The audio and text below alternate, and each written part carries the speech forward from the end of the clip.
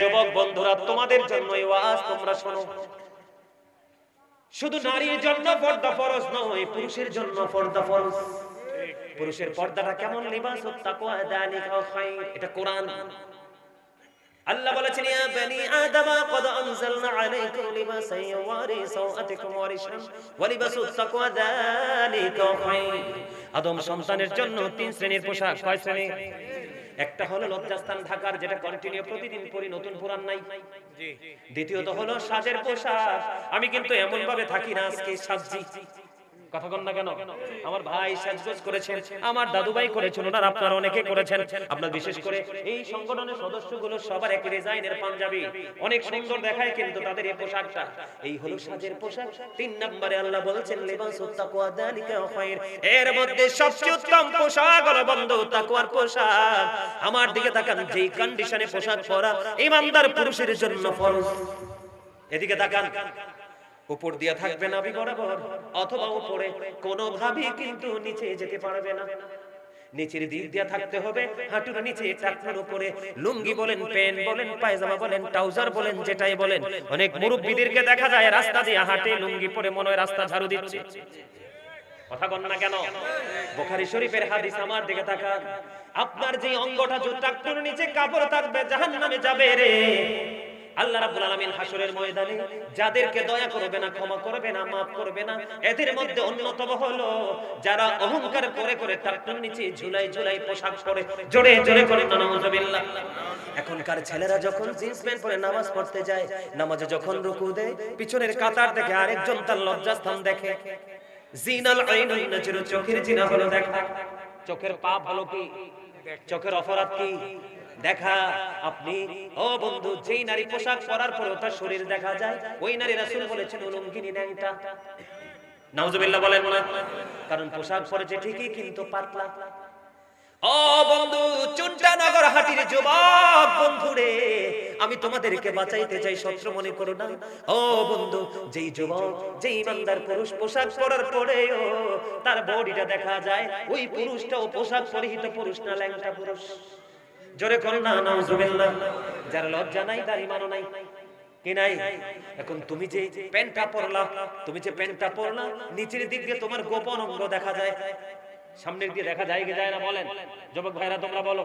Jeans pant পরে যখন ছেলেরা হাঁটে, তার এত এমন বর্ডার বন্ধু, পোশাকটা এমন জায়গায় থাকে রে, নারীরা থাক দূরে, পুরুষরা পর্যন্ত তাকাইতে লজ্জা পায়। কথা বলেন না কেন? আমি আপনাদেরকে কি বুঝাইতে চাই বন্ধু, খেয়াল করেন। আল্লাহ রাসূল মসজিদের মধ্যে অপেক্ষা করতেছে, হঠাৎ করে একজন এসে, খেয়াল করেন, নামাজের নিয়ত বেঁধে ফেলল। নবীজি বললেন তুমি ওযু করে আসো।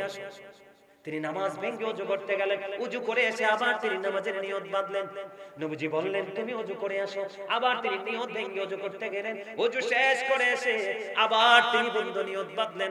তিনবার হাদিস শরীফের মধ্যে এসেছে, আমার রাসূল বললেন তুমি ওযু করে আসো, তিনবার।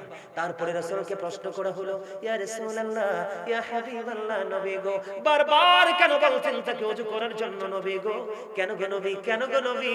আমার রাসূল বন্ধু ডাক দিয়ে বললেন, এটা বলার কারণ হলো তুমি চাইয়া দেখো, তার পোশাকটা টাকটুর নিচে পড়ে আছে। এই পোশাক পরে নামাজ পড়তে পারবে, কিন্তু আল্লাহ পর্যন্ত পৌঁছাতে পারবে না। কারণ আল্লাহ যে নামাজের জন্য, ইমানদারের জন্য পোশাকের যে শর্ত দিয়েছে, ওই সীমা সে ক্রস করে ফেলেছে। জোরে জোরে করুন না নাউজুবিল্লাহ। এখন অনেকে মনে করবে, দাদু ভাই, অনেকে মনে করবে যে হুজুর, আমি আজকে থেকে প্যান্টটা কি করব? বটে দিব। কি করব? আমি মেনে নিলাম তোমরা বইটা উপরে উঠাই দিবা বন্ধু, কিন্তু আল্লাহ তো কন্ডিশন তোমাকে একটা দেয় নাই, দিয়েছে দুইটা। তুমি নিচে দিয়ে বন্ধু বটে কি করতে পারবা? উঠাইতে পারবা, কিন্তু ওপরটাকে ক্লিয়ার তুমি কেমন করে করবা? কারণ জিন্স প্যান্টটা এমন একটা অসভ্য পোশাক, এটা জন্মই হয়েছে ছোট্ট হয়ে। ওয়াজ তো তার মন মতো হইছে না, এটা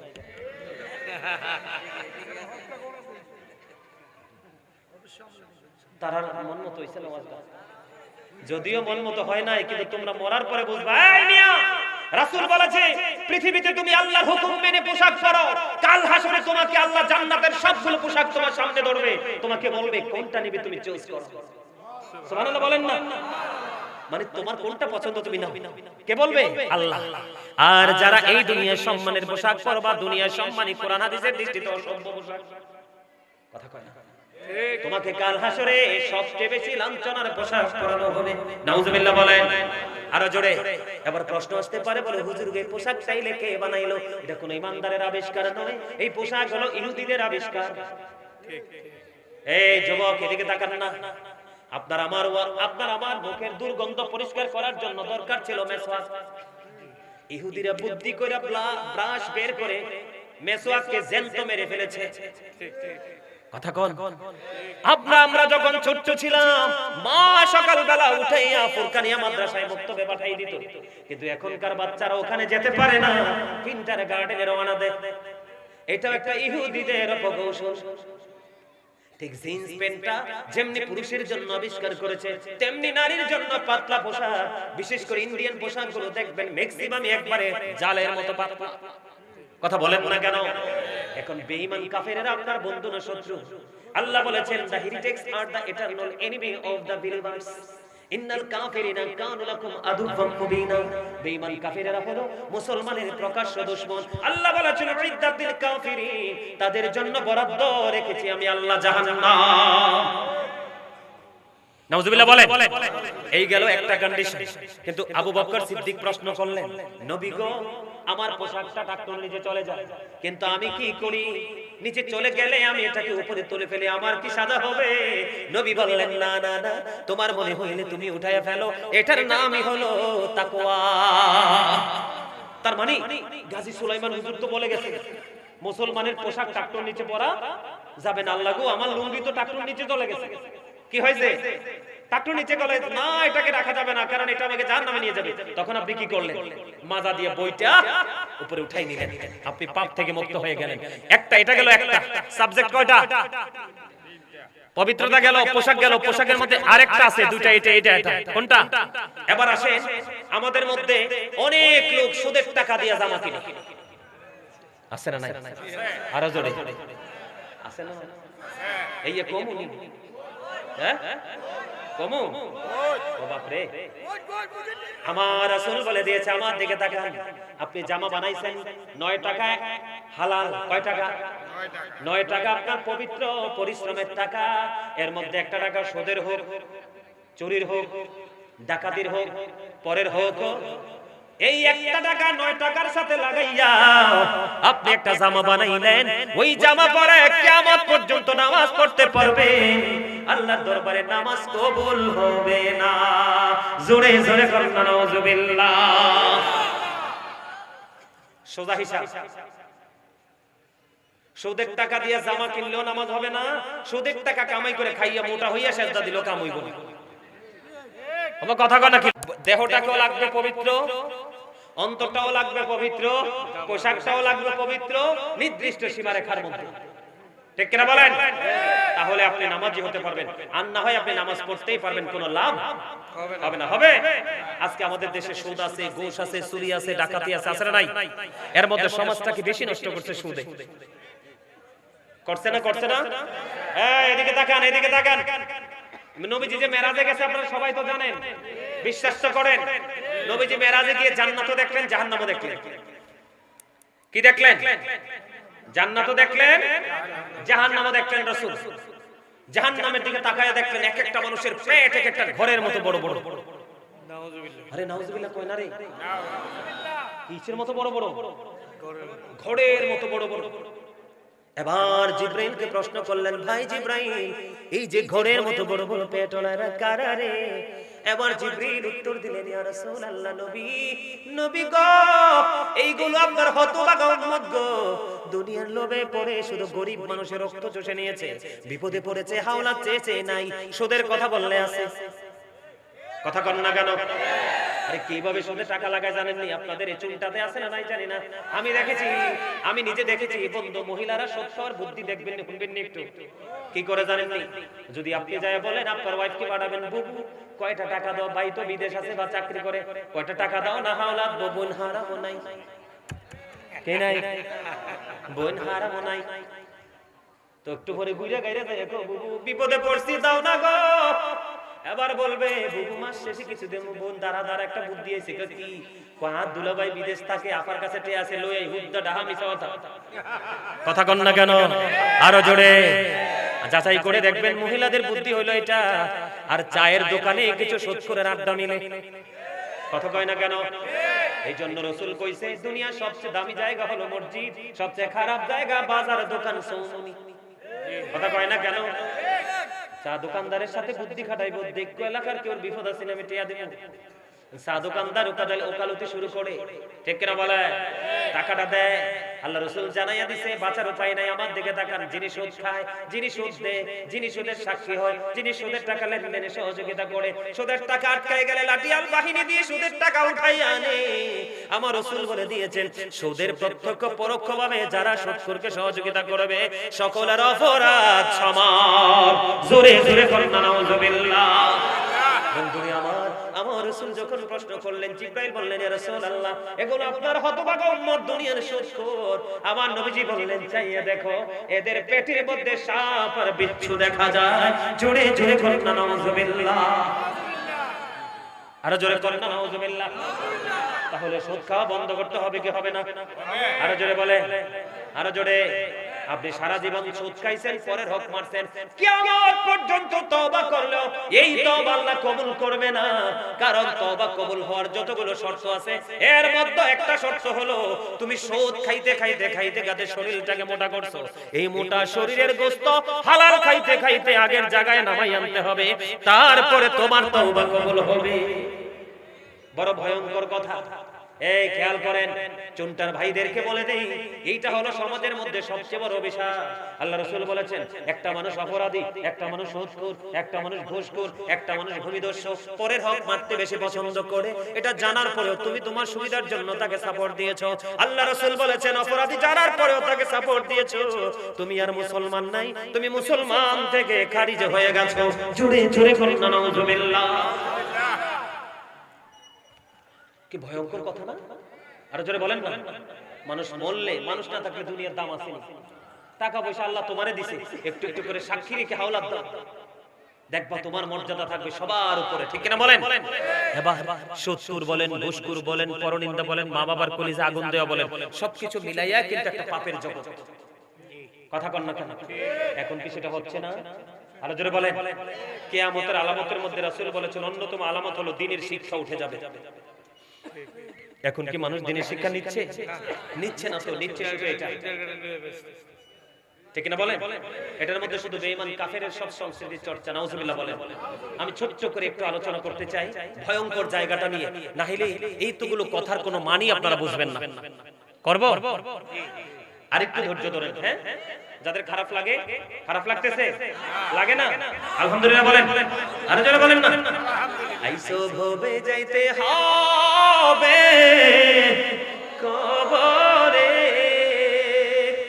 হিসাব নিকাশ দিতে হবে হাসরে আল্লাহুম্মা সাল্লি কাটা লাগবে মুহাম্মাদ ওয়া আলা আলি মাশাআল্লাহ মাশাআল্লাহ মুহাম্মাদ ওয়া আলা আলি সাইয়্যিদিনা মুহাম্মাদ এই দুনিয়ার মুসাফির খা নাম রে জানো না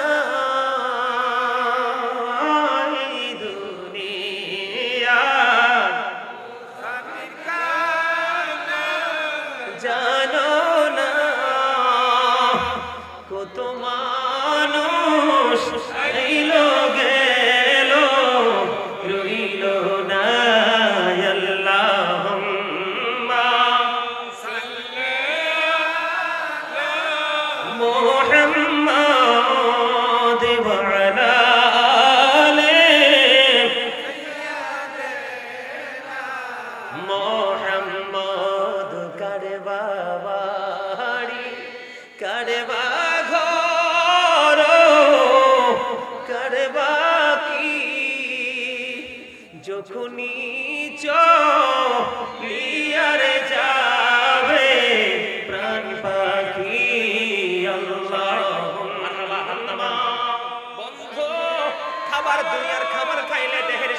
দিলে রে আমল করার পরে যে মনিতের ভিতরে তৃপ্ত হয়েছে, অন্তরের মধ্যে প্রশান্তি হয়েছে, বুঝে নিতে হবে সে দুনিয়ার কোন সাধারণ কাজ করেনি, সে তার রূহের জন্য বাজার করতে পেরেছে। জোরে জোরে কন্যা সুবহানাল্লাহ।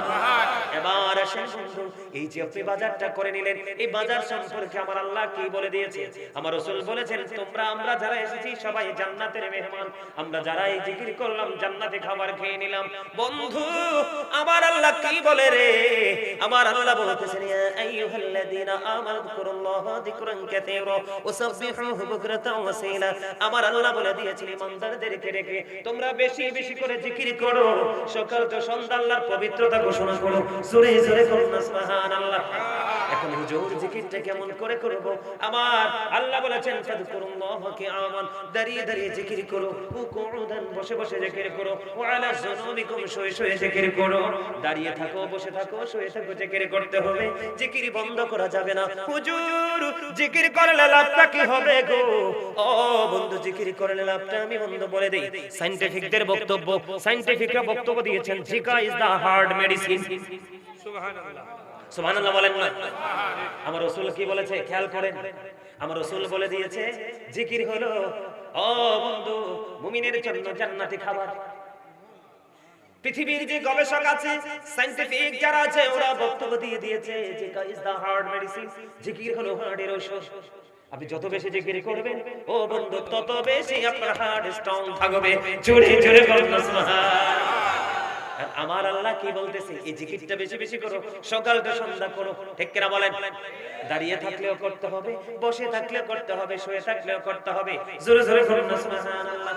বন্ধু ও বন্ধু হৃদয় খুলে শোনো গো, এই জিকির করলে লাভটা হবে কি? আমার দিকে তাকান, এটার নাম কি? এই যে টিস্যুটা নিলাম, জাস্ট এক্সাম্পল দিচ্ছি সহজে যেন বুঝতে পারেন।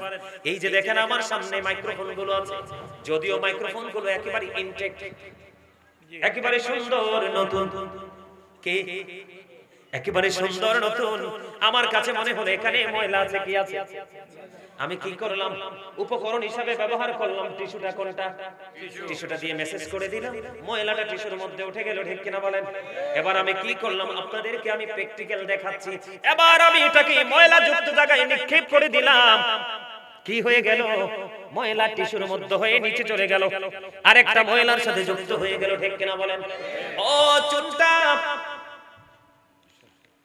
ও চুনটা নগরহাটির আমার ভাই, আমার বাবা গো, আমি আমার মা বোনদেরকে ডেকে ডেকে বলছি গো, হৃদয়ের জানালা খুলে সবাই বন্ধু শোনো। আমি টিস্যু ইউজ করেছি, এই মাইক্রোফোন থেকে ময়লা ক্লিন করে দিয়েছি, আমি নিচের দিকে ফেলে দিলাম। ও বন্ধু ময়লাটা এখান থেকে নেমে চলে গেল। বন্ধুরে আমার সায়েন্টিফিকরা বলতেছে জিকির তোমার হার্টের ওষুধ। ও বন্ধু আমার রাসূল বলতেছে যিনি বিজ্ঞানীদের বিজ্ঞানী, ঠিক কিনা বলে? রাসূল বলে দিতেছে তোমরা জান্নাতের বাগানে এসেছো। ও বন্ধু, ও বন্ধু চুলটা নগরহাটির আমার ভাই, আমার বাবা, অনেক মানুষ তোমাদের এলাকায় গড়ে গিয়ে দেখো টিভির সামনে বসে আছে। আরেকটা অসভ্য যন্ত্র, এটা এটার প্রতি, এটার সাথে তার বেশি প্রেম, তার চরিত্র হবে গুড ক্যারেক্টার থেকে ক্যারেক্টারলেস হয়ে যাবে। কথা বলেন না কেন? এখন তো টিভি লাগে না, এটাই বন্ধু জাস্ট এনাফ। কথা বলেন না কেন?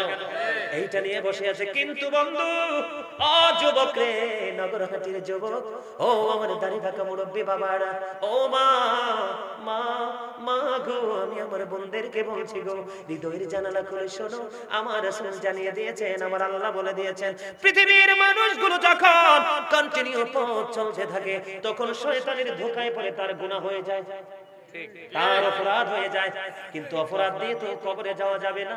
এই জন্য রাসূল জানিয়ে দিয়েছে বন্ধু, আমার রাসূল জানিয়ে দিয়েছে তুমি যখন বেশি বেশি করে মাওলার জিকির করতে থাকবা।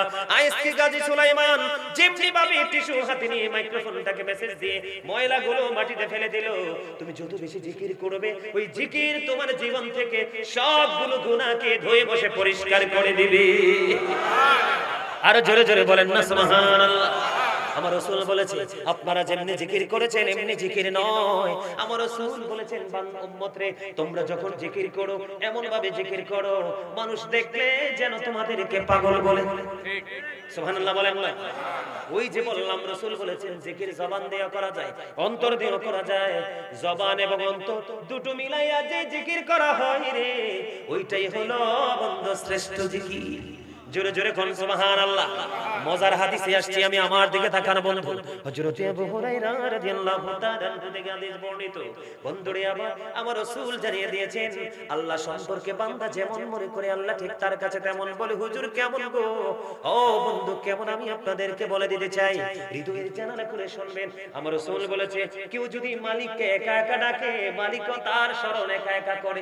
ঠিক সুবহানাল্লাহ বলেন না? কেউ যদি সম্মিলিতভাবে মাওলার জিকির করে রে মাওলা তার চাইতে উত্তম জলসায় ওই বান্দাগুলোর জিকির করে।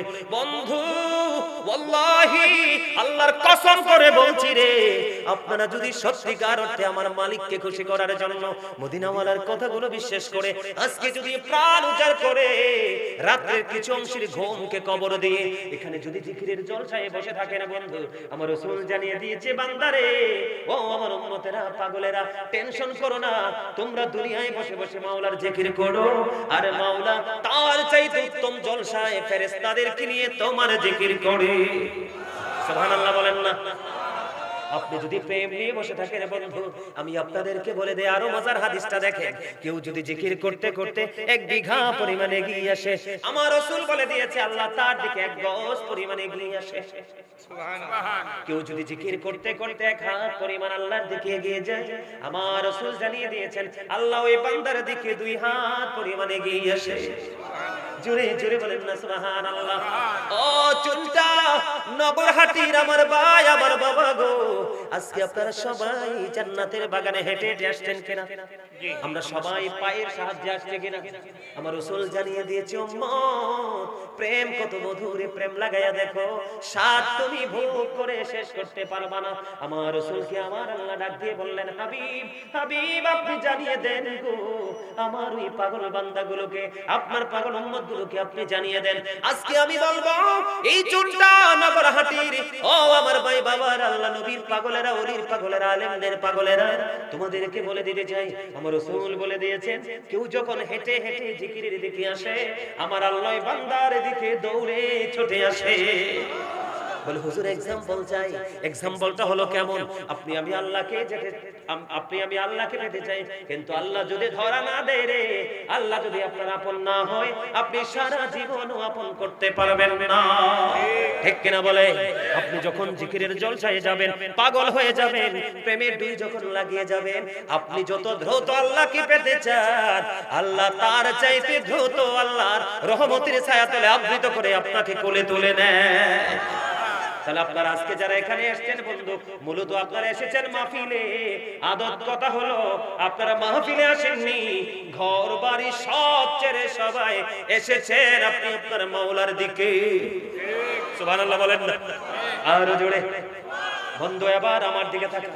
আপনাদের মনে প্রশ্ন আসতে পারে বলে হুজুর হুজুর গো ওই জিকিরটা কি এই রিমেম্বারটা কি আমার জানার দরকার আছে। ও বন্ধু জিকির হলো ওইটারে আপনি সুবহানাল্লাহ বললেন এটাও জিকির, আলহামদুলিল্লাহ বললেন এটাও জিকির, আল্লাহু আকবার বললেন এটাও জিকির, কাউকে ভালো কাজের জন্য ডাকলেন এটাও জিকির, কাউকে মন্দ কাজ করতে দেখলে থামিয়ে দিলেন এটাও জিকির, নামাজে গিয়েছেন ওটাও জিকির, হজে গিয়েছেন ওটাও জিকির। আওয়াজ তুলে তুলে বলুন সুবহানাল্লাহ আর জোরে মহাব্বতে। বন্ধুরে আমার দিকে তাকান সবগুলো জিকির আমি করে ফেললাম এর মধ্যে একটা জিকির হলো শ্রেষ্ঠ জিকির নামাজ। কথা বলেন না কেন? নামাজ এমন একটা জিকির আমি আপনাদেরকে বলে দিতে চাই।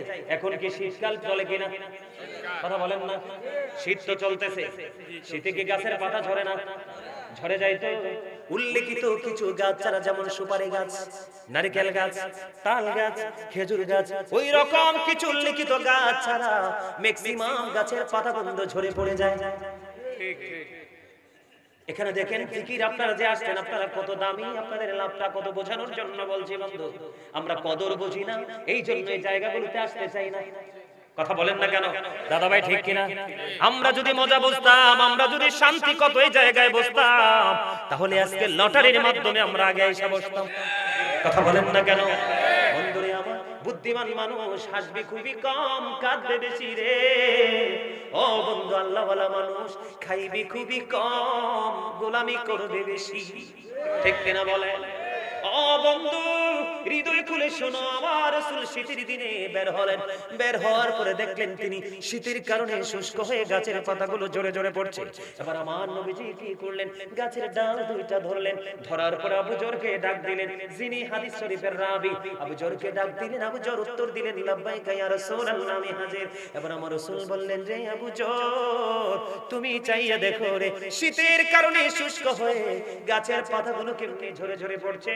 রে আবু জর, আল্লাহর বান্দাগুলো যখন নামাজ নামক জিকিরের মাধ্যমে যখন আল্লাহর কুদরতে কদমে যখন এই কপালটা লাগিয়ে দেয়, ওই শীতের দিনের গাছের পাতার মতো তার আমলনামা থেকে গুনাহগুলো ঝরতে থাকে। জোরে জোরে করুন না সুবহানাল্লাহ।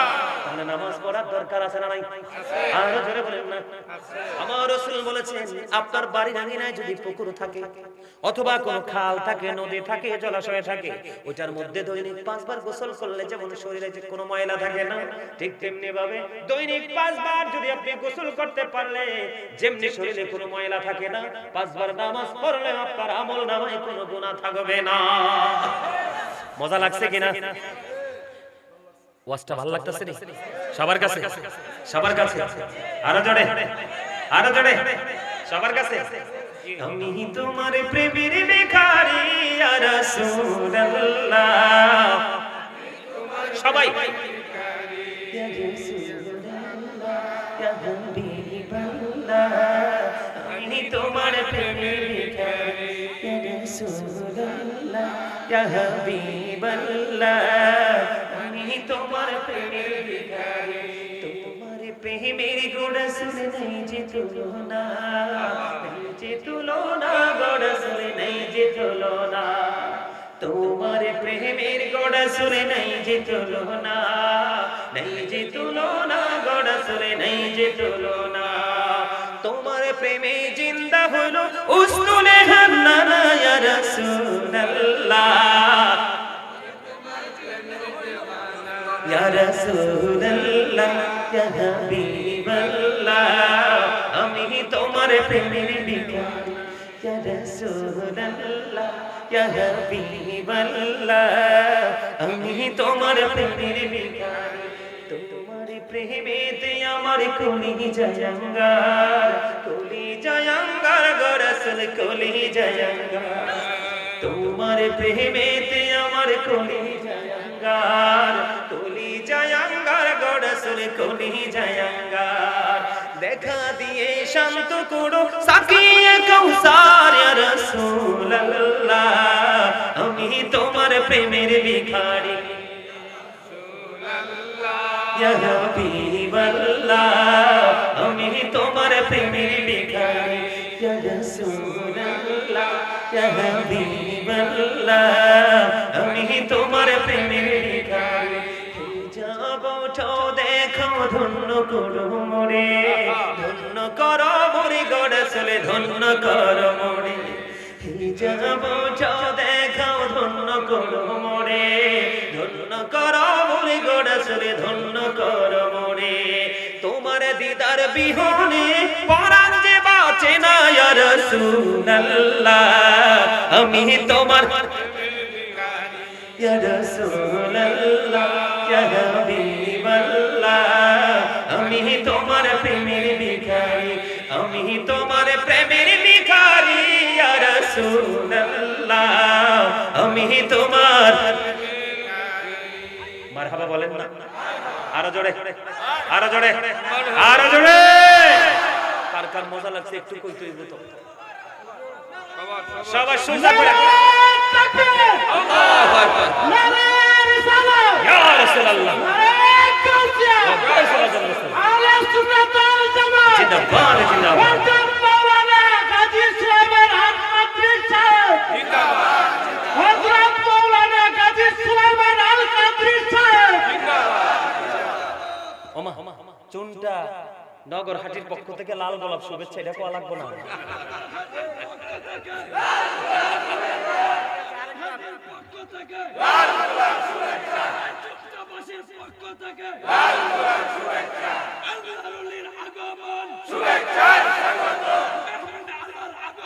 শুভেচ্ছার স্বাগতম।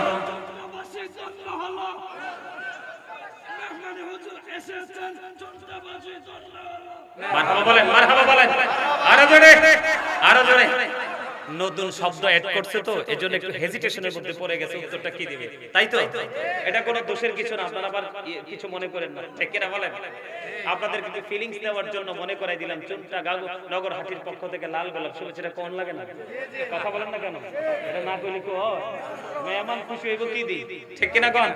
আরো জোরে, আরেকটু মহব্বতে, আরো জোরে। বন্ধুরি আমার হৃদয়ের জানালা করে বন্ধু তোমরা সবাই মিলে শোনো। ঈসা রুহুল্লাহ খেয়াল করেন, ঈসা রুহুল্লাহ একদিন আঁকাবাঁকা মেটু পথে হাঁটে, হঠাৎ করে তিনি দেখতে পেলেন সুন্দর একটা পাখি কি করতেছে বন্ধু। এই সুন্দর পাখিটা তিনি কি করতেছেন, গোসল করলো। গোসল করার পরে আবার এসে ধুলাবালিতে নিজের অঙ্গটাকে ধূসর করে নিল। আবার এই পাখিটা কি করলো, আবার বন্ধু ধুলাবালিতে কি করলো, গোসল করে ফেললো, আবার এসে ধুলাবালিতে ধূসর করে ফেললো। এমনি করে করে করে করে বন্ধু 5 বার, কয়বার? এমনি করে করে 5 বার শরীরটাকে ময়লা করলো। সুন্দর একটা পাখি ও বন্ধু শরীরটাকে ময়লা করে দিল, আবার বন্ধু গোসল করে নিল। এবার ঈসা রুহুল্লাহ চিন্তায় পড়ে গেল, আশ্চর্য ধরনের ব্যাপার। নিজে নিজে শরীরটাকে ওয়াশ করতেছে, আবার নিজে নিজে শরীরটাকে আবার পরিষ্কার করে নিচ্ছে। ব্যাপার কি রে আমার জানতে বড় মনে চায়। আল্লাহ রাব্বুল আলামিনের কাছে দরখাস্ত করে দিলেন, অ্যাপ্লিকেশন লিখে দিলেন, ও গমনি ওই পাখিটা কি করছে গো? একবার শরীরটাকে ময়লা করছে, আবার ধৌত করে নিচ্ছে। মালিক এটা কেন গো, এটা কেন হলো গো?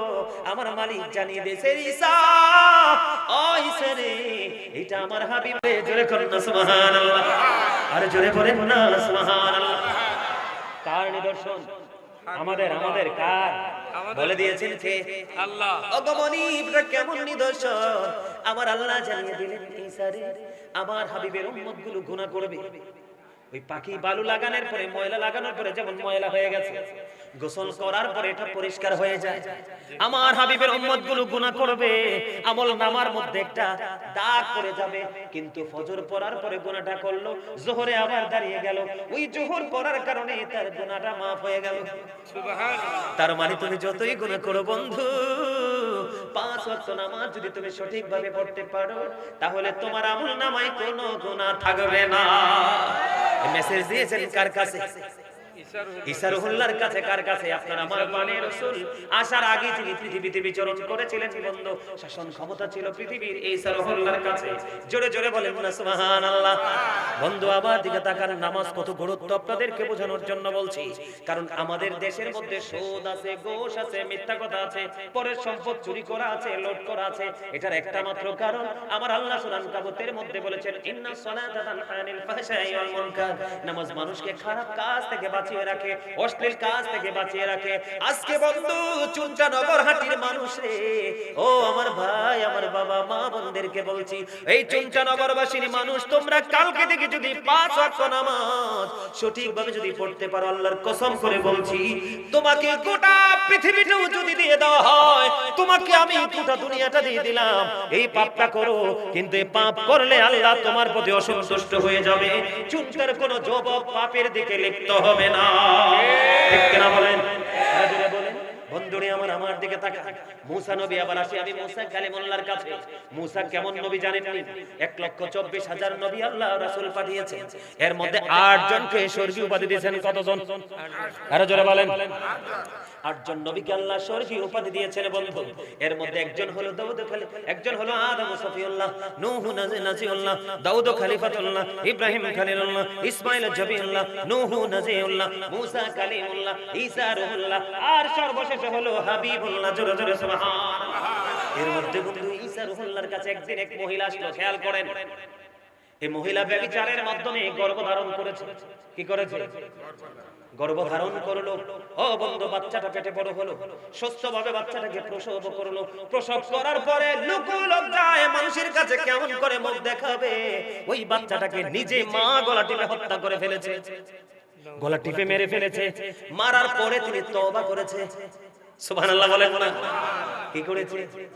তওবা করে নিল। তওবা করার পরে বন্ধু এবার মুসা কালিমুল্লাহর কাছে চলে গেলেন। ওগো মুসা, আল্লাহর নবী আপনি তো আল্লাহর সাথে কথা বলেন গো মুসা, আমার জানতে বড় মনে চায় আমি এমনি এমনি অন্যায় করেছি, অন্যায় করার পরে আমি তওবাও করেছি, আল্লাহ আমাকে ক্ষমা করেছেন কিনা। এই কথা বলতে দেরি মুসা কালিমুল্লাহ ওই মহিলাটাকে দূর দূর করে ওনার দরবার থেকে তাড়িয়ে দিলেন। যাও যাও তুমি এখান থেকে তাৎক্ষণিকভাবে প্রস্থান করো। বন্ধুরে আমার মহিলাটাকে তাড়িয়ে দিলেন। তাড়িয়ে দেওয়ার পরে সঙ্গে সঙ্গে ফেরেশতা জিবরাইল এসে হাজির। ওগো মুসা, আমার আল্লাহ জানতে চেয়েছে ওই নারীটাকে কেন আপনি এখান থেকে বিদায় করে দিলেন। এবার মুসা কালিমুল্লাহ বললেন, ওই মহিলা এত পাপিষ্ট, এত নোংরা, আমি এই পাপী মহিলা এমন আর দেখিনি, এই জন্য তাকে বের করে দিয়েছি। এবার ওই জিবরাইল এসে মুসাকে জানিয়ে দিলেন, ওগো নবী মুসা, আমার আল্লাহ জানিয়ে দিয়েছে আপনার কাছে ওই মহিলাটা যত বড় পাপী, যত বড় অপরাধী, ওই মহিলার চাইতে বড় অপরাধী হলো যেই মানুষগুলো ইচ্ছে করে নামাজ ছেড়ে দেয়। জোরে জোরে বলেন নাউজুবিল্লাহ। বেনামাজি কত কত খারাপ আল্লাহর দৃষ্টিতে দেখতে পাইছেন নি? আরো জোরে বলেন না কেন? কথা কি বুঝতে পেরেছেন? নামাজের মজাটা আপনাদেরকে বলি। রাসূল বলেছেন সালাতুল খামস ওয়াল জুমআতু ইলাল জুমআ ওয়া রমাদানু ইলা রমাদান মুকাফফিরাতুল লিমা বাইনাহুন্না ইযা তুনিবাতিল কাবাইর। চমৎকার মেসেজ বন্ধু, খেয়াল করে শুনেন। আল্লাহ রাসূল বললেন সালাতুল খামস, পাঁচ ওয়াক্ত নামাজ। কয় ওয়াক্ত নামাজ? আরো জোরে বলেন না, কয় ওয়াক্ত নামাজ? পাঁচ ওয়াক্ত নামাজ। ওয়াল জুমআতু ইলাল জুমআ, এক জুমা থেকে আরেক জুমা, মাঝখানে একটি সপ্তাহ। জি। ওয়া রমাদানু ইলা রমাদান, এক রমজান আরেক রমজান। খেয়াল করে দেখেন আল্লাহ আল্লাহর বান্দাকে কেমন ভালোবাসে বন্ধু। তোমরা জানো না তোমরা কত সুন্দর, তোমরা জানো না তোমাদের গঠন প্রণালী কত সুন্দর। আমার আল্লাহ বলে দিয়েছেন ফি আইয়ি সূরাতিন মা শাআ রাক্কাবা। আল্লাহ ক্রিয়েটেড দ্য মাইন্ড। আল্লাহ বলেছে আল্লাহর মন মতো করে আমাদেরকে বানাইছে। আল্লাহর ইচ্ছে মতো করে আমাদেরকে সৃষ্টি করেছে। বলেছেন কে? আরো জোরে বলেন। আল্লাহ রাব্বুল আলামিন এখানে একান্ত নয়, লাকাদ খালাকনাল ইনসানা ফি আহসানি তাকওয়িম সূরা 3 এ বলেছেন আল্লাহ আমাদেরকে সবকিছুর চাইতে সুন্দর করে বানাইছে। আরো জোরে বলেন না সুবহানাল্লাহ। এই মানুষগুলোকে আরো বেশি সুন্দর রাখার জন্য আপনার আমার মালিক বন্ধু নামাজের ব্যবস্থা করে দিয়েছে। খেয়াল করেন আল জুমআতু ইলাল জুমআ, এক জুমা থেকে আরেক জুমা, ওয়া রমাদানু ইলা রমাদান, এক রমজান থেকে আরেক রমজানের মাঝখানে 305 দিনের গ্যাপ। কত দিনের? 365 দিনে যদি এক বছর হয় বন্ধু খেয়াল করেন, এই বছরের রোজায় চলে গেল 30 দিন। জি। ওই বছরের রোজায় চলে গেল 30 দিন, 60 দিন মাইনাস। জি। আরো আছে অবশিষ্ট কত দিন? 305 দিন। রাসূল বলে দিয়েছে তুমি এই বছরের রোজা যদি সঠিকভাবে পালন করতে পারো, ওই পরের বছরের রোজা যদি হায়াত পাওয়ার পরে পালন করে রাখতে পারো, আমার রাসূল বলে দিয়েছেন এই দুই দিকের রোজার কারণে তোমার গুনার কাফারা হয়ে যাবে। তবে শর্ত হলো ইচ্ছে করে কবিরা গুনাহ করা যাবে না, কবিরা গুনাহ থেকে বেঁচে থাকতে হবে। বুঝেন নাই? জি। Prayer is the key to paradise. নামাজ হলো জান্নাতের চাবি, ঠিক কি না? নামাজ কিসের চাবি? জান্নাতের চাবি। as-salatul miftahul জান্নাহ ওয়া মিফতাহুস সালাতিত তুহুর। নামাজ হলো জান্নাতের চাবি, আর জান্নাতের নামাজের চাবি হলো পবিত্রতা। এখন নামাজও পড়লাম, সৌদও খাইলাম, নামাজও পড়লাম, ঘুষও খাইলাম, নামাজও পড়লাম, মানুষের কলিজায় আঘাত দিলাম। সমস্যা কোথায় জানার দরকার আছে না নাই? আরো জোরে বলেন। জানার দরকার আছে নি? এই জায়গাটাতে একটু করে আসছি, 2-4 মিনিট কথা বলবো, ধৈর্য ধরে শুনে নেবেন। কারণ আমি আজকে আয়াত দিয়েছি ইয়া আইয়ুহাল্লাযীনা আমানু কু আনফুসাকুম ওয়া আহলিকুম নার। আল্লাহ বলেছেন O believers, save yourself and your families from the fire. আল্লাহ ঈমানদারকে ডেকে বলেছেন তুমি জাহান্নাম থেকে বাঁচো, তোমার পরিবারকেও জাহান্নাম থেকে বাঁচাও। আপনারা আহলে সুন্নাত ওয়াল জামাতের অন্তর্ভুক্ত। বন্ধুরে আমি আমার বাড়ি যদিও কুমিল্লা, আপনার বাড়ি যদিও বন্ধু সরাইল চন্টাতে, নগরহাটিতে, কিন্তু আপনি আমি একই প্রেমের সুতোয় গাঁথা। ঠিক কিনা বলে? আরো জোরে বলে। আমার কথা কি বুঝে আসছে আপনাদের? হ্যাঁ, তাহলে আপনাদেরকে বাঁচাতে হবে। বাঁচানোর জন্য আমি রাস্তা দিতে এসেছি আজকে আপনাদেরকে। বন্ধু, ধৈর্য ধরে নিতে হবে। আমার জীবনে কোনোদিন আমি এই অঞ্চলে ঢুকিনি। আজকে রোডে দেখে আমি মনে মনে কই মুফতি সাহেব জানি আমারে কই লইয়া যায়। ঠিক কিনা? মনে মনে কইতাছি কই জানি নয় রে, ওই দুই পাশে মানে ঢালু জমি দেখা যায়, শুধু রাস্তাটাই উপরে দেখা যায়। ঠিক কিনা বলে? যেহেতু এসেই পড়েছি, জীবনে আর কোনোদিন আসবো কিনা, দেখা হবে কিনা জানি না বন্ধু। আমার জীবনে প্রত্যেকটা দিনের মাহফিলকে আমি আমার জীবনের শেষ মাহফিল মনে করি। আপনারা কেমন মনে করবেন জানি না, আমি বন্ধু আল্লাহি আল্লাহর কসম করে বলছি, প্রতিদিনের মাহফিলকে আমার জীবনের শেষ মাহফিল মনে করি। কারণ আমার জীবনের সময় খুবই অল্প রে, কাজ আমার অনেক বাকি। কথা বলেন না কেন বন্ধুরে আমার? আপনার আমার প্রাণের রাসূল তিনি কি বলতেছে খেয়াল করেন। আপনি যদি সঠিকভাবে রোজাটা পালন করতে পারেন, ওই কাল কিয়ামতের দিন আপনি দেখতে পাবেন আপনার জন্য স্পেশাল একটা জান্নাতের গেট ওপেনিং করা হবে, যেটার নাম হলো রাইয়ান। শুধুমাত্র রোজাদারদের জন্য স্পেসিফিক ভাবে বের করা হবে বন্ধু। ওই পরিপূর্ণ রোজাদাররা এই জান্নাতের বাগান দিয়ে ঢুকতে থাকবে। রোজাদারদের ঢোকা শেষ হয়ে যাবে রে, অটোই ব্লক হয়ে যাবে। সুবহানাল্লাহ বলেন না? এবার বন্ধু, নামাজ কবুল না হওয়ার প্রথম কারণ হলো অপবিত্রতা। কি কথা বলেন না কেন? তবে মনে করে দেই বন্ধু, মান সাল্লাল ফারদাইনি দাখালাল জান্নাহ। রাসূল বলেছেন, যেই ব্যক্তি শীতল সময়ে দুই ওয়াক্তের নামাজ পড়বে তার ঠিকানা হয়ে যাবে জান্নাত। শীতল সময় মানে বুঝছেন নি? একটা হলো ফজরের নামাজ, আরেকটা হলো আসরের নামাজ। আমার অনলাইনে আলোচনা শোনার মতো কি আছে না? আপনি কই মিয়া খুঁজে পাই না? মারহাবা বলেন আরো জোরে, আরেকটু। আপনারা কি অনলাইনে আমারে দেখছেন কখনো? কেউ কে কে দেখছেন? হাত তুলুন তো। অমর খুদা মারহাবা কোন? আরো লম্বা আলোচনা করব, থাকবেন সবাই? থাকবেন আরো জোরে। দিদি পালে তোলে দে মাঝি হেলা করিস না, দিদি পালে তোলে দে মাঝি হেলা করিস না। ছেড়ে দে নৌকায় আমি যাব মদিনা, ছেড়ে দে নৌকায় আমি যাব মদিনা। দিদি পালে তোলে দে, ছেড়ে দে নৌকায় আমি যাব মদিনা, ছেড়ে দে নৌকায় আমি যাব মদিনা। মক্কায় নবী এলো মা আমিনার ঘরে, হাসিলে হাজার মানি কাঁদিলে মুক্তা ঝরে। দয়াল মুর্শিদে যার সখা তার কিসের পাবনা, দয়াল মুর্শিদে যার সখা। আমার হৃদয় মাঝে কাবা নয়নে মদিনা, আমার হৃদয় মাঝে কাবা নয়নে মদিনা। দিদি পালে তোলে দে, দিদি পালে তোলে দে, ছেড়ে দে নৌকায় আমি যাব মদিনা, ছেড়ে দে নৌকায়। নূরের রোশনীতে দুনিয়া গেছে ভরে, সে নূরের বাতি জ্বলে মদিনার ঘরে ঘরে। দয়াল মুর্শিদি যার সখা তার কিসের পাবনা, দয়াল মুর্শিদি যার। আমার হৃদয় মাঝে কাবা নয়নে মদিনা। মারহাবা, আরে আরে জোরে, আরেকটু মহব্বতে। গজল গেলে ভালো লাগে না? ভালো লাগে? আরেকটু টান দিব আরো। নবী নবী বলে হায়, কেঁদে কেঁদে দিন যায়, পাইনি দিদার ধমে। লাখো সালাম কদমি নবী, লাখো সালাম কদমি। নবী নবী বলে হায়, কেঁদে কেঁদে দিন যায়, পাইনি দিদার ধমে। লাখো সালাম কদমি নবী, লাখো সালাম কদমি। সোনার মদিনায় লুকিয়ে আছো গো, দেখতে না পাই নয়নে গো, দেখতে না পাই নয়নে। দয়ারি নজরে চাও, গোলামের দেখা দাও। বলেন না, বুকে হাত দিয়ে বলেন।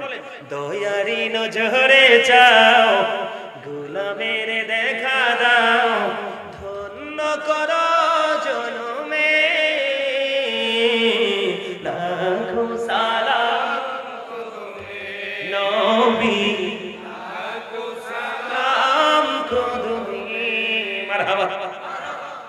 একজন রাইটার, আমার সিনা বড়া গজল, রাত পার হয়ে যাবে গজল শেষ হবে না। মারহাবা বলেন না আরো জোরে, শুধু আপনাদের এনার্জি প্রয়োজন। মারহাবা বলেন আরো জোরে। আলোচনার বিষয়টা শেষ করতে হবে না? আমি তো জাস্ট আপনাদেরকে থিংকিং ধারণা দিয়েছি, ঠিক না বলেন? যে নামাজ পড়লে আপনি কি হবে? পবিত্র হবেন, ভালো অন্যায় থেকে বেঁচে থাকতে পারবেন। কিন্তু নামাজটাকে কিভাবে পড়বেন আপনি সেটা জানার দরকার আছে না? মূল হলো ওইটা, ঠিক না বলেন? আমি ছোট্ট সময়ের মধ্যে বিষয়টাকে ক্লোজ করে দিচ্ছি, একটু খেয়াল করেন। প্রথমত কি? পবিত্রতা। আমি বলি যুবক ভাইরা, তোমরা আমার কথা যদি ভুল হয় তোমরা আমাকে ধরবা। শুক্রবারে জুমা পড়ান না? এখানে আরো ইমাম সাহেব আছে না? আছে তো। জুমার দিনে কি মুসল্লি সবার আগে আসে না পরে আসে? আগে আসে, পরে আসে। কিছু মুসল্লি তো আসে স্বাভাবিক সবার আগে, কিন্তু ম্যাক্সিমাম মুসল্লি জুমার দিনে সবার পরে আসে। আসে না? এই শুধু জুম্মা না, অন্যান্য সময়গুলো পর্যন্ত পরে আসার কারণে যে ক্ষতিটা হয় আপনার নামাজে, যে নামাজটা পরে আপনি কোনো ফল পাচ্ছেন না, সেটা হলো আপনি যখন তাড়াহুড়ো করে আসলেন মসজিদের আঙ্গিনায়, তখন আপনার কি প্রস্রাবের ব্যাগ হয়ে গেল। কি হয়ে গেল? প্রস্রাবের ব্যাগ হয়ে গেল। আপনি প্রস্রাব করে ফেললেন, প্রস্রাব করে নামাজের ইমাম সাহেব কিন্তু দাঁড়িয়ে গেল জামাত পড়ানোর জন্য। আপনি কিন্তু প্রস্তুত ইক্তাদাই তুলিহাজাল ইমাম বলার জন্য, তাই না? তো এখন আপনি প্রস্রাব করে হুটহাট করে পানি খরচ করে আপনি দৌড়ে চলে গেলেন মসজিদে। আমি শিওর আপনার পবিত্রতা হয় নাই। পুরুষের প্রস্রাব অত সহজে ক্লিয়ার হয় না। কি হয় না? এত সহজে ক্লিয়ার হয় না। হয় না। আজকে আমার ওয়াজের পর থেকে কালকে আপনারা ট্রাই করবেন। আমার কথা যদি ভুল হয় আপনি আমাকে ফোন দিয়ে বলবেন, গাজী সাহেব ভুল বলেছেন, আপনি মেসেজটা ভুল ছিল। আপনি প্রস্রাব করার পরে ম্যাক্সিমাম কিছু সময় আপনাকে হাঁটাহাঁটি করতে হবে, এক্সারসাইজ করতে হবে প্রস্রাব ক্লিয়ার হওয়ার জন্য। কারণ নামাজ হলো জান্নাতের চাবি, আর নামাজের চাবি হলো পবিত্রতা।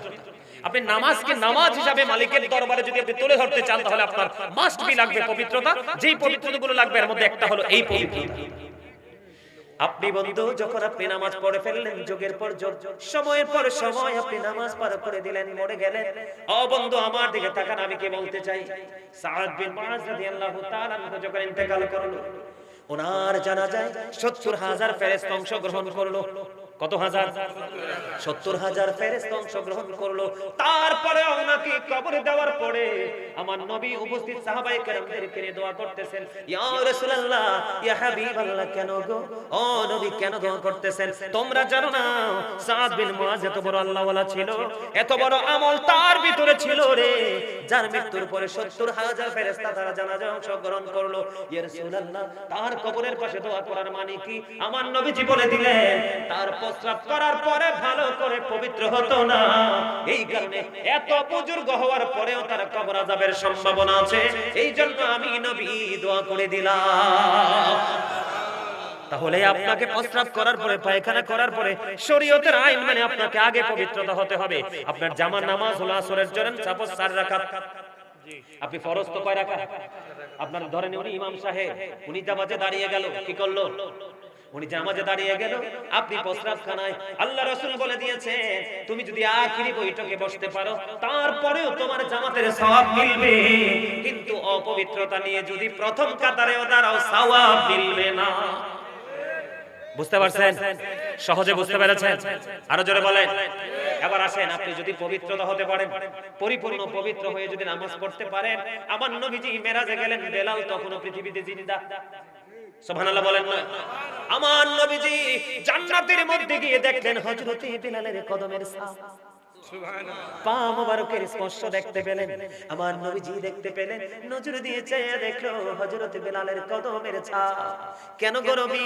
বেলাল তো এখনো মৃত্যুবরণ করেনি। হযরত বেলাল, হাবশীর বেলাল এখনো তো পৃথিবীতে সশরীরে জিন্দা, কিন্তু জান্নাতে তার কদমের ছাপ দেখা যায়। কেন রে? বেলাল সবচেয়ে বেশি পবিত্র হতে পছন্দ করতেন, সবচেয়ে বেশি সব সময় তিনি পবিত্র থাকতেন। জোরে জোরে করেন না সুবহানাল্লাহ, আর জোরে করেন না সুবহানাল্লাহ। বন্ধুরে আমার, এবার আসেন, এই গেল একটা সাবজেক্ট। আরেকটা হলো বর্তমানে সবচেয়ে বড় অভিশাপ জিন্স প্যান্ট। জি আছে না নাই? যুবকরা অনেকে কইবো, ওমা গো হুজুর রে কিটা কইতেছে, আমার অনুভূতিতে আঘাত করছে হালকা কইরা, ঠিক কিনা বলে? এই প্যান্ট। যুবক বন্ধুরা, তোমাদের জন্য এই ওয়াজ, তোমরা শোনো। শুধু নারীর জন্য পর্দা ফরজ নয়, পুরুষের জন্য পর্দা ফরজ। পুরুষের পর্দাটা কেমন? লিবাসুত তাকওয়া যালিকা খায়র, এটা কোরআন। আল্লাহ বলেছেন, ইয়া বনি আদম ক্বাদ আনজালনা আলাইকুম লিবাসান ইউওয়ারি সাওআতিকুম ওয়া রিশান ওয়া লিবাসুত তাকওয়া যালিকা খায়র। আদম সন্তানের জন্য তিন শ্রেণীর পোশাক। কয় শ্রেণী? একটা হলো লজ্জাস্থান ঢাকার, যেটা কন্টিনিউ প্রতিদিন পরি, নতুন পুরান নাই। জি। দ্বিতীয়ত হলো সাজের পোশাক। আমি কিন্তু এমন ভাবে থাকি না আজকে সাজছি, কথা কন না কেন? আমার ভাই সাজগোজ করেছেন, আমার দাদু ভাই করেছেন, ওনারা আপনারা অনেকে করেছেন। আপনারা বিশেষ করে এই সংগঠনের সদস্যগুলো সবার এক ডিজাইনের পাঞ্জাবি, অনেক সুন্দর দেখায়, কিন্তু তাদের এই পোশাকটা, এই হলো সাজের পোশাক। 3 নম্বরে আল্লাহ বলেছেন লিবাসুত তাকওয়া যালিকা খায়র, এর মধ্যে সবচেয়ে উত্তম পোশাক হলো বন্ধু তাকওয়ার পোশাক। আমার দিকে তাকান, যেই কন্ডিশনে পোশাক পরা ঈমানদার পুরুষের জন্য ফরজ। এদিকে তাকান, উপর দিয়া থাকবে নাভি বরাবর, অথবা উপরে কোনোভাবেই কিন্তু নিচে যেতে পারবে না। নিচের দিক দিয়া থাকতে হবে, হাঁটুর নিচে, টাকনুর উপরে। লুঙ্গি বলেন, প্যান্ট বলেন, পায়জামা বলেন, ট্রাউজার বলেন, যেটাই বলেন। অনেক মুরব্বিদেরকে দেখা যায় রাস্তা দিয়ে হাঁটে, লুঙ্গি পরে, মনে হয় রাস্তা ঝাড়ু দিচ্ছে। কথা বল না কেন? বুখারী শরীফের হাদিস, আমার দিকে তাকান। আপনার যে অঙ্গটা, যে টাকনুর নিচে কাপড় থাকবে, জাহান্নামে যাবে রে। আল্লাহ রাব্বুল আলামিন হাসরের ময়দানে যাদেরকে দয়া করবে না, ক্ষমা করবে না, maaf করবে না, এদের মধ্যে অন্যতম হলো যারা অহংকার করে করে টাকনুর নিচে ঝুলাই ঝুলাই পোশাক পরে। জোরে জোরে করে নাউযুবিল্লাহ। এখনকার ছেলেরা যখন জিন্স প্যান্ট পরে নামাজ পড়তে যায়, নামাজে যখন রুকু দেয়, পিছনের কাতার দেখে আরেকজন তার লজ্জাস্থান দেখে। জিনাল আইনুন নজর, চোখের জিনা হলো দেখা। চোখের পাপ হলো কি? চোখের অপরাধ কি? দেখা। আপনি ও বন্ধু, যেই নারী পোশাক পরার পরে তার শরীর দেখা যায়, ওই নারী রাসূল বলেছেন উলঙ্গিনী ন্যাংটা। নাউযুবিল্লাহ বলেন না? কারণ পোশাক পরেছে ঠিকই, কিন্তু পাতলা। ও বন্ধু, চুন্টানগর হাটির যুবক বন্ধুরে, আমি তোমাদেরকে বাঁচাইতে চাই, শত্রু মনে করো না। ও বন্ধু, যেই যুবক, যেই ইমানদার পুরুষ পোশাক পরার পরেও তার বডিটা দেখা যায়, ওই পুরুষটাও পোশাক পরিহিত পুরুষ না, ল্যাংটা পুরুষ। জোরে করুন না নাউযুবিল্লাহ। যার লজ্জা নাই, তার ঈমানও নাই, কি নাই? এখন তুমি যে প্যান্টটা পরলা, তুমি যে প্যান্টটা পরলা, নিচের দিক দিয়ে তোমার গোপন অঙ্গ দেখা যায়, সামনের দিয়ে দেখা যায় কি যায় না? বলেন যুবক ভাইরা, তোমরা বলো। জিন্স প্যান্ট পরে যখন ছেলেরা হাঁটে, তার এত এমন বর্ডার বন্ধু, পোশাকটা এমন জায়গায় থাকে রে, নারীরা থাক দূরে, পুরুষরা পর্যন্ত তাকাইতে লজ্জা পায়। কথা বলেন না কেন? আমি আপনাদেরকে কি বুঝাইতে চাই বন্ধু, খেয়াল করেন। আল্লাহ রাসূল মসজিদের মধ্যে অপেক্ষা করতেছে, হঠাৎ করে একজন এসে, খেয়াল করেন, নামাজের নিয়ত বেঁধে ফেলল। নবীজি বললেন তুমি ওযু করে আসো। তিনি নামাজ ভেঙে ওযু করতে গেলেন, ওযু করে এসে আবার তিনি নামাজের নিয়ত বাঁধলেন। নবীজি বললেন তুমি ওযু করে আসো, আবার তিনি নিয়ত ভেঙে ওযু করতে গেলেন, ওযু শেষ করে এসে আবার তিনি বন্ধ নিয়ত বাঁধলেন। তিনবার হাদিস শরীফের মধ্যে এসেছে, আমার রাসূল বললেন তুমি ওযু করে আসো, তিনবার। তারপরে রাসূলকে প্রশ্ন করা হলো, ইয়া রাসূলুল্লাহ, ইয়া হাবিবাল্লাহ, নবী গো, বারবার কেন বলছেন তাকে ওযু করার জন্য? নবী গো, কেন গো নবী, কেন গো নবী? আমার রাসূল বন্ধু ডাক দিয়ে বললেন, এটা বলার কারণ হলো তুমি চাইয়া দেখো, তার পোশাকটা টাকটুর নিচে পড়ে আছে। এই পোশাক পরে নামাজ পড়তে পারবে, কিন্তু আল্লাহ পর্যন্ত পৌঁছাতে পারবে না। কারণ আল্লাহ যে নামাজের জন্য, ঈমানদারের জন্য পোশাকের যে শর্ত দিয়েছে, ওই সীমা সে ক্রস করে ফেলেছে। জোরে জোরে করুন না নাউযুবিল্লাহ। এখন অনেকে মনে করবে, দাদু ভাই, অনেকে মনে করবে যে হুজুর, আমি আজকে থেকে প্যান্টটা কি করব? বটে দিব। কি করব? আমি মেনে নিলাম তোমরা বইটা উপরে উঠাই দিবা বন্ধু, কিন্তু আল্লাহ তো কন্ডিশন তোমাকে একটা দেয় নাই, দিয়েছে দুইটা। তুমি নিচে দিয়ে বন্ধু বটে কি করতে পারবা? উঠাইতে পারবা, কিন্তু ওপরটাকে ক্লিয়ার তুমি কেমন করে করবা? কারণ জিন্স প্যান্টটা এমন একটা অসভ্য পোশাক, এটা জন্মই হয়েছে ছোট্ট হয়ে। ওয়াজ তো তার মন মতো হইছে না, এটা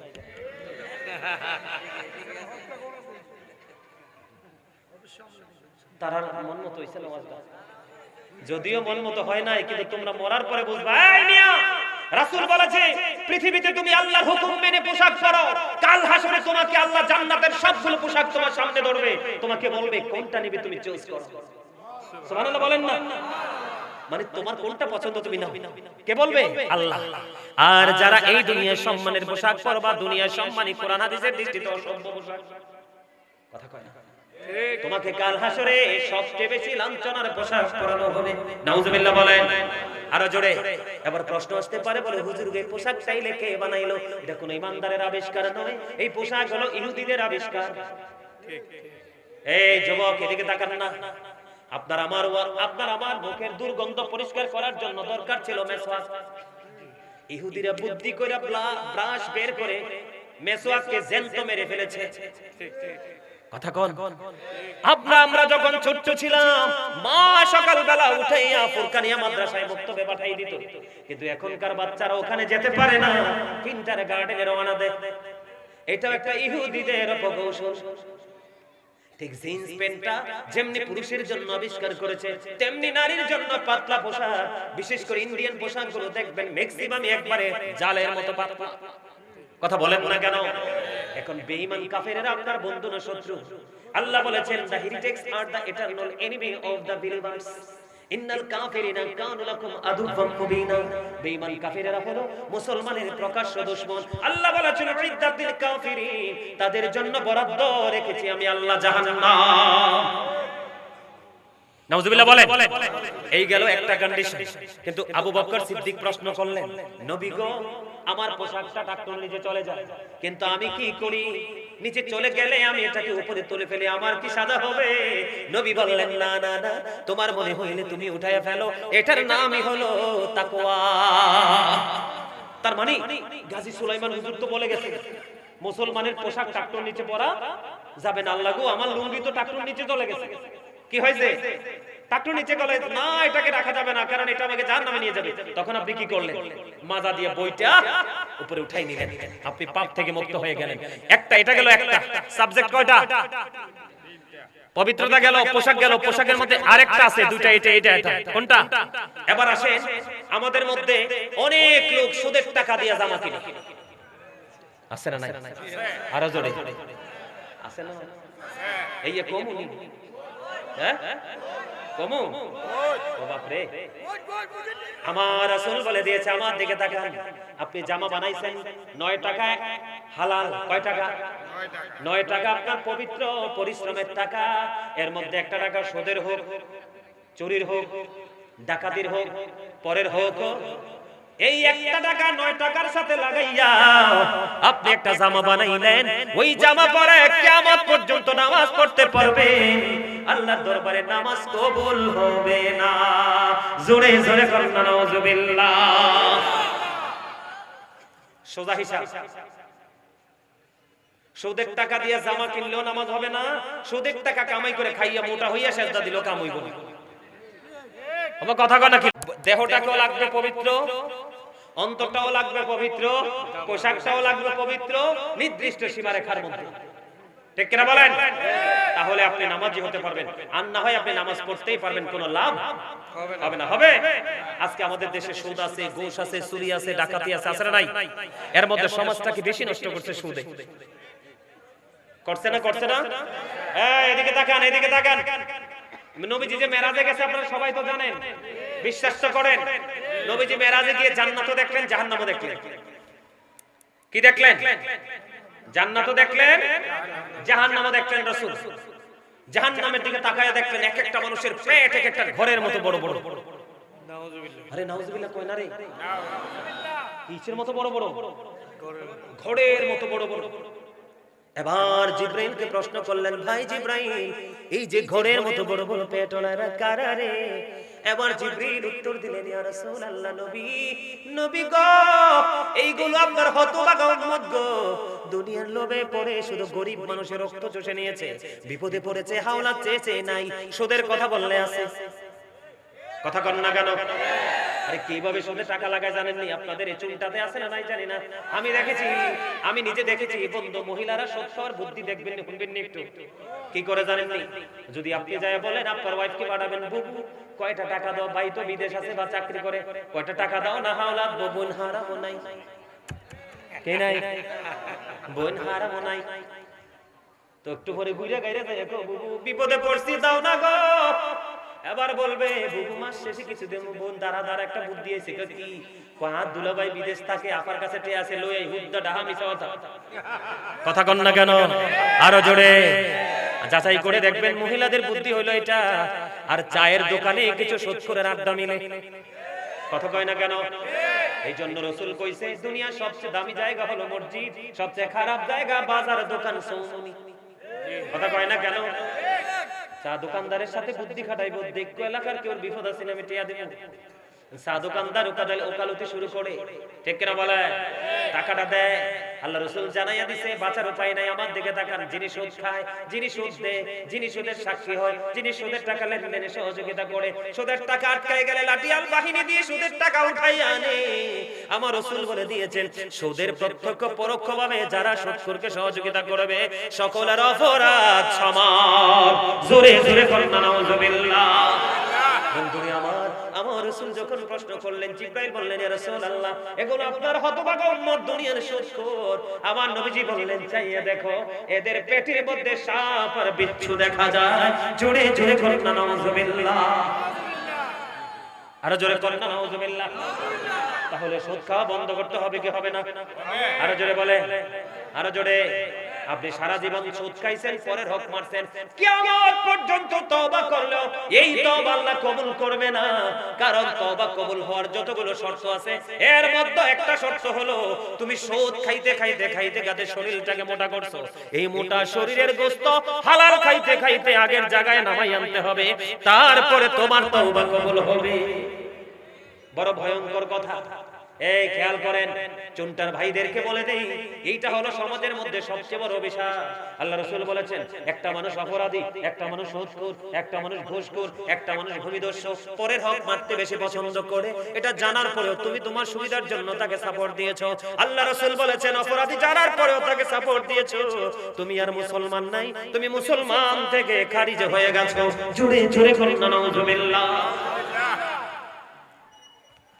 কি ভয়ঙ্কর কথা না আর জোরে বলেন না মানুষ মরলে মানুষ না থাকলে দুনিয়ার দাম আছে না টাকা পয়সা আল্লাহ তোমারে দিছে একটু একটু করে সাক্ষী রেখে হাওলাত দাও দেখবা তোমার মর্যাদা থাকবে সবার উপরে ঠিক কিনা বলেন এবার সুদখোর বলেন ঘুষখোর বলেন পরনিন্দা বলেন মা বাবার কলিজা আগুন দেওয়া বলেন সবকিছু মিলাইয়া কিন্তু একটা পাপের জগৎ কথা কন না কেন এখন কি সেটা হচ্ছে না আর জোরে বলেন কিয়ামতের আলামতের মধ্যে রাসূল বলেছেন অন্যতম আলামত হলো দ্বীনের শিক্ষা উঠে যাবে এখন কি মানুষ দ্বীনের শিক্ষা নিচ্ছে নিচ্ছে না তো নিচ্ছে শুধু এটা ঠিক না বলেন এটার মধ্যে শুধু বেঈমান কাফেরের সব সংস্কৃতি চর্চা নাউজুবিল্লাহ বলেন আমি ছোট্ট করে একটু আলোচনা করতে চাই ভয়ঙ্কর জায়গাটা নিয়ে না হলে এইগুলো কথার কোনো মানি আপনারা বুঝবেন না করব আরেকটু ধৈর্য ধরেন হ্যাঁ যাদের খারাপ লাগে খারাপ লাগতেছে লাগে না আলহামদুলিল্লাহ বলেন আরে যারা বলেন না আইসো ভবে যাইতে হবে কবরে হিসাব নিকাশ দিতে হবে আসরে আল্লাহুম্মা সাল্লি আলা মুহাম্মাদ ওয়া আলি মাশাআল্লাহ মাশাআল্লাহ মুহাম্মাদ ওয়া আলা আলি সাইয়্যিদিনা মুহাম্মাদ এই দুনিয়ার মুসাফির খা নাম রে জানো না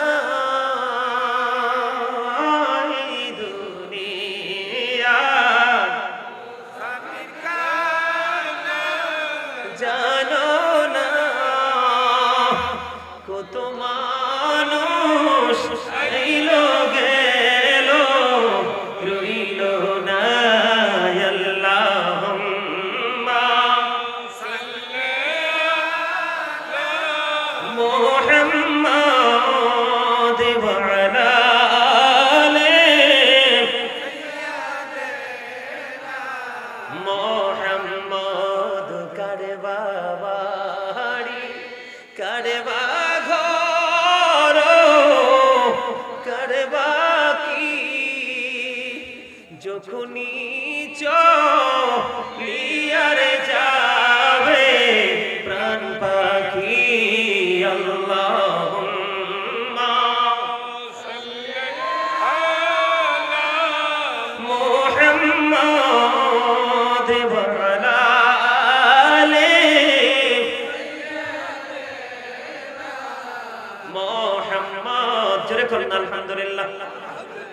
ওয়াজের মধ্য দিয়ে, দুরূদের মধ্য দিয়ে কি মরণের কথা মনে করিয়ে দিলাম না?